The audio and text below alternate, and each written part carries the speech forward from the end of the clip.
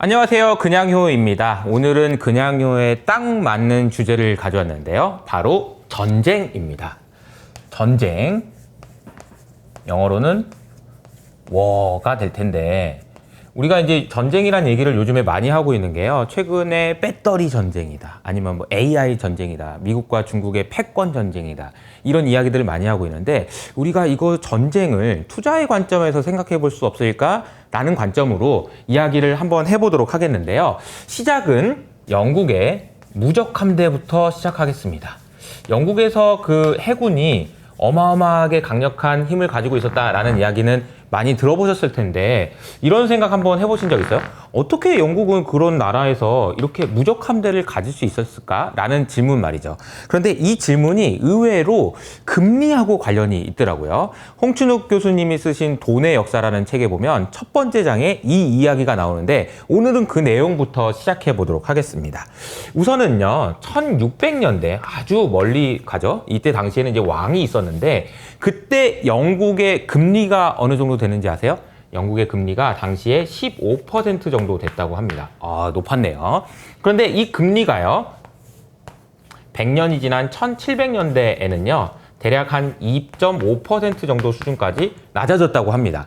이것은 무엇을 의미하냐? 사실은 15%였던 금리라는 것은, 야, 내가 왕인데 내가 돈 빌려주는데 돈 좀 안 빌려줘? 라고 하니까 돈 빌려주는 사람이 뭐라고 생각했었냐라는 거냐면은, 아니 뭐 왕은 왕인데 뭐 맨날 돈 띄어먹고 돈도 안 주고 그러던데, 이런 생각이 반영되어 있는 금리다라는 거죠. 무슨 얘기냐? 당시에 찰스 2세라고 하는 영국의 국왕 같은 경우에는, 야, 미안한데 내가 못 갚겠다. 야, 내가 세금을 많이 걷어갔어. 막 창문에도 세금 내보고 정말 좀 뭐 해봤는데 안 돼. 세금을 못 걷어가지고 돈 없으니까 몰라, 배째. 이렇게 해버렸다고 합니다. 이런 일들이 굉장히 잦다 보니까, 아니 아무리 왕이라도 돈 빌리려면은 금리 이 정도는 주셔야지 제가 빌려드립니다. 라는 이야기를 했다라는 거죠. 그럼 도대체 이렇게 높았던 금리가 어떻게 2.5%까지 낮아질 수 있었을까요? 대답은 1688년에 있었던 영국의 명예혁명에 있었습니다.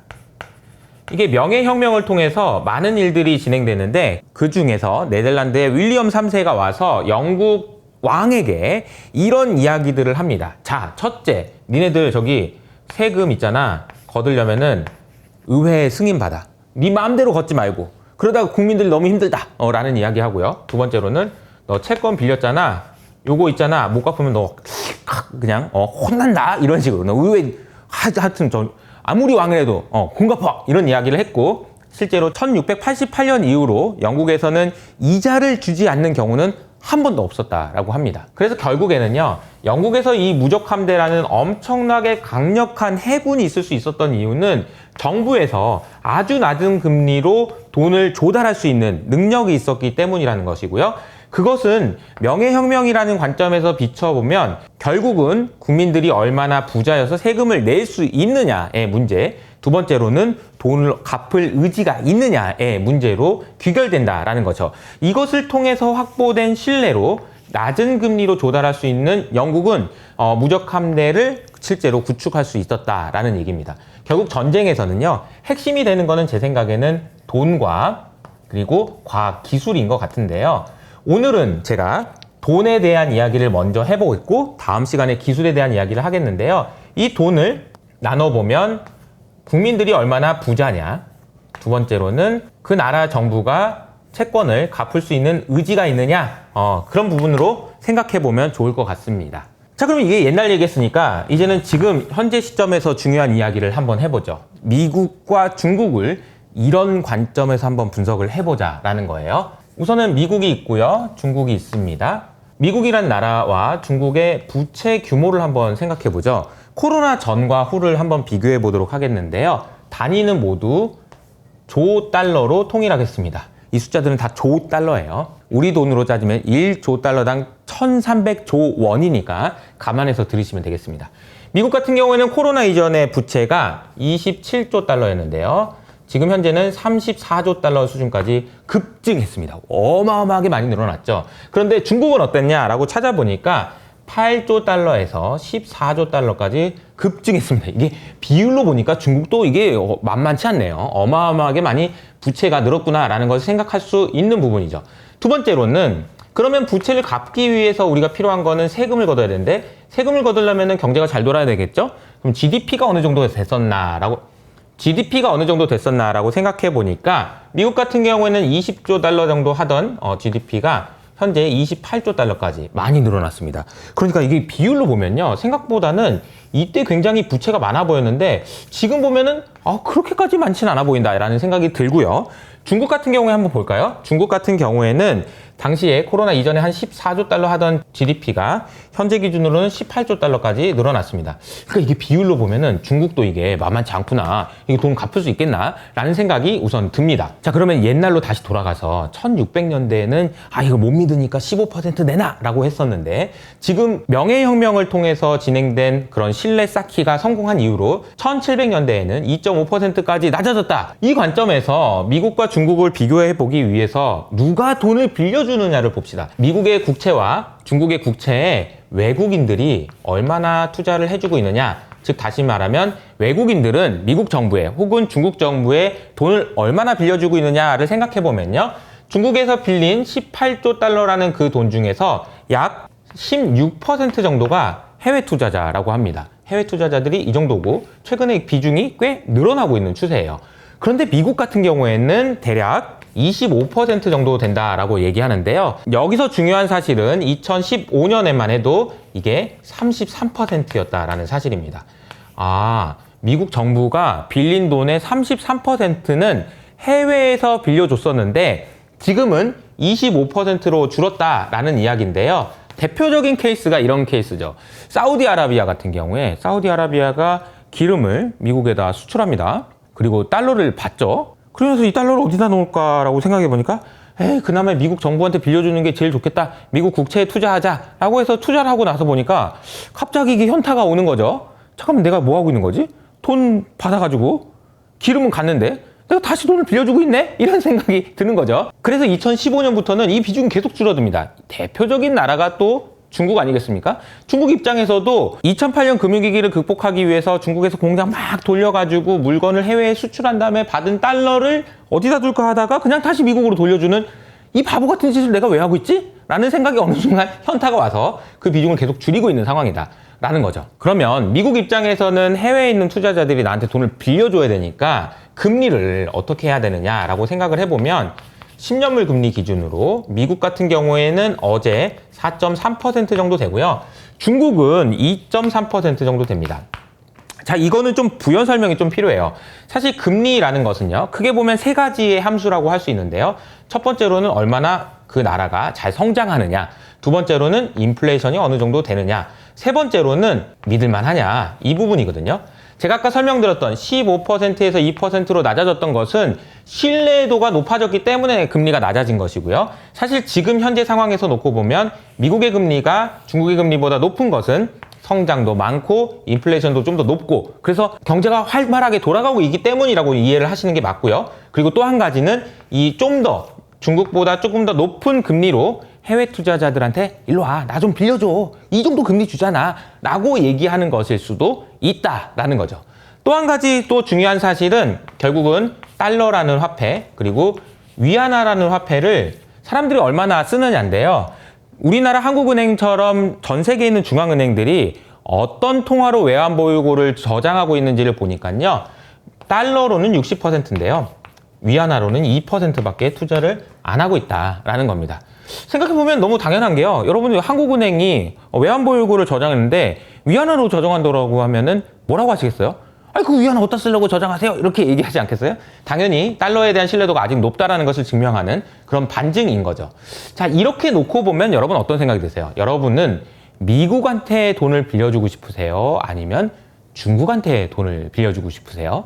중요한 것은 돈을 떼어먹을 가능성이 낮아야 되는 거고요. 그리고 금리도 이왕이면 좋아야 되는 거고 그리고 달러도 어디다 써먹을 때가 있어야 되고 한다라는 관점에서 보면 물론 미국도 부채가 너무 높아져가지고 걱정이 된다라는 이야기는 수도 없이 많지만 그럼에도 불구하고 중국보다는 미국이 전쟁에서 필요한 돈을 누가 더 잘 조달할 수 있을 것이냐라고 생각해보면 저는 미국의 편을 들어주고 싶다라고 말씀드리고 싶습니다. 그럼 두 번째 이야기를 가볼까요? 자, 미국이란 나라에 돈을 빌려주는 것이 적당한 것인가 아닌가 라는 관점에서 채권에 대한 이야기, 금리에 대한 이야기를 했다면, 두 번째로는 국민들이 부자여서 세금을 잘 낼 수 있느냐, 이 관점에서 한번 생각해 봅시다.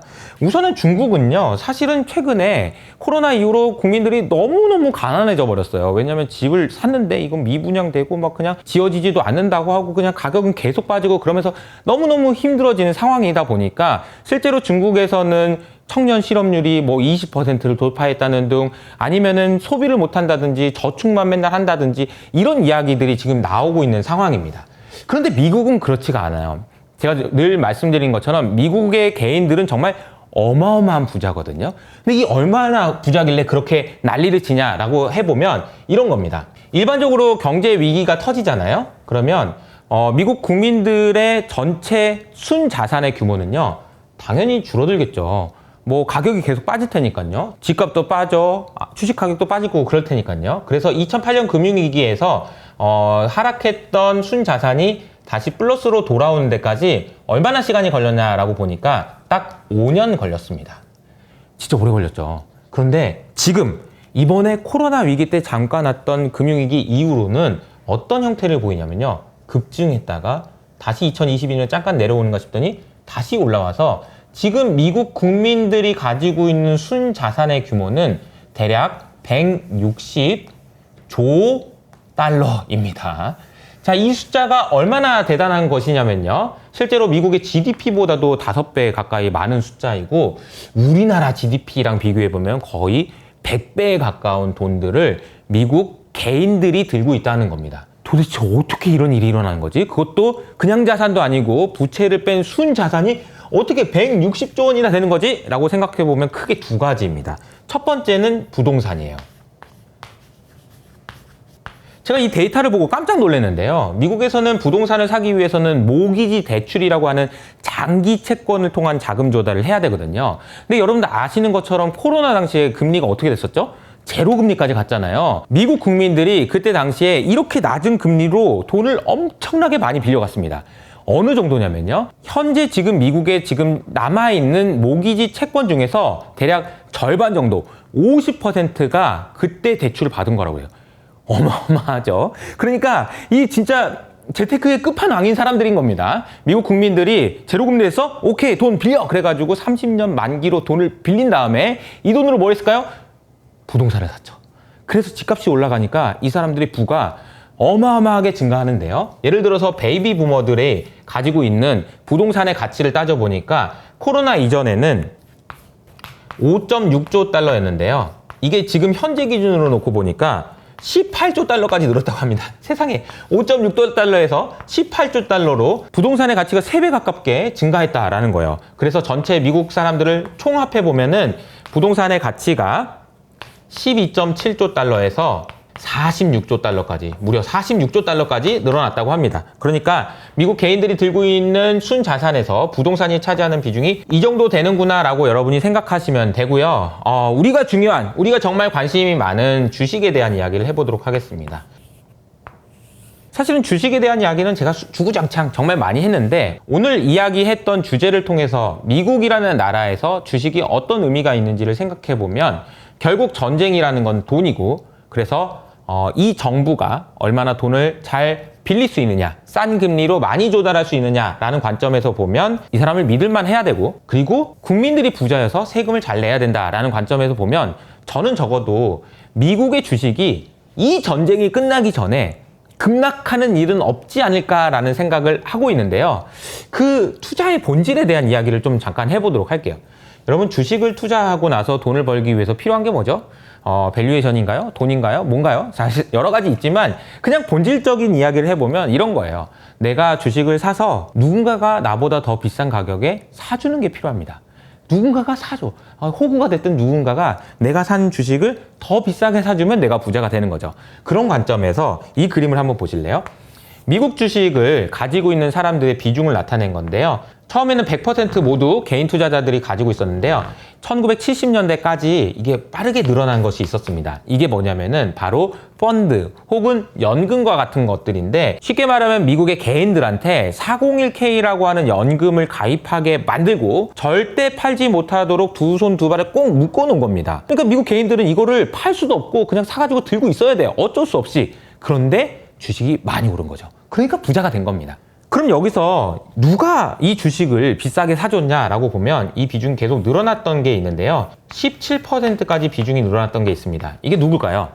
바로 외국인들입니다. 저도 마찬가지고 많은 투자자분들이 엔비디아, 애플, 그리고 구글 이런 회사들에 열광하고 미국 주식에 투자하는 동안 이 비중이 이렇게 늘어났는데, 사실은 이 내용의 본질은 미국 사람들을 배불리고 있는 그런 상황이다라는 거죠. 자, 그러니까 우리나라의 서학개미들을 포함한 해외 투자자들이 미국의 주식을 사고 싶어 하게 만드는 것, 그것을 통해서 주가가 올라가고, 그것은 결국 기존에 가지고 있었던 미국 국민들의 부를 키우고 결국 미국 개인들의 순자산이 늘어나는 것을 통해서 미국 정부에게 세금을 줄 수 있는 상황이 된다. 그리고 이런 상황들을 모두 지켜보고 있는 사람들은 혹시라도 미국과 중국이 전쟁에 준하는 위기 상황이 돼서 정말 돈을 많이 빌려야 되는 그런 상황이 왔을 때 아마도 미국의 편을 들어주지 않겠냐라는 생각을 할 수 있다는 거죠. 그래서 제가 오늘 말씀드린 내용을 정리를 해보면 주식을 투자하는 관점에서 다양한 관점이 있을 수 있습니다.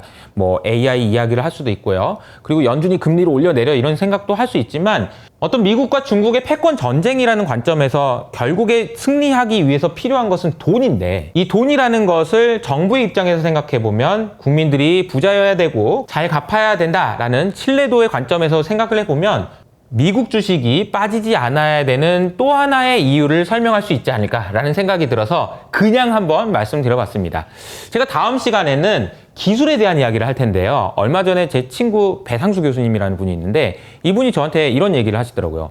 효소가, 주식하는 사람들은 중국 너무 무시하던데 나는 지금 과학하는 사람 입장에서는 중국이 지금 만만치가 않아. 얘네들이 있잖아, 과학기술 절대 무시하면 안 돼. 근데 주식 안 좋다고 해서 너무 무시하는 것 같더라 라는 이야기를 했는데요. 아니나 다를까 오늘 아침에 이코노미스트지에서 대서특필을 하더라고요. 중국의 과학기술 절대 무시하면 안 된다, 미국 정신 차려라 라는 이야기가 있는데요. 저도 그 내용을 보면서 좀 머리에 충격을 받았습니다. 왜냐하면 AI는 당연히 미국이니까 중국 뭐 할 수 있는 것도 없잖아 라고 생각을 했는데, 내용을 보니까 좀 생각이 달라졌어요.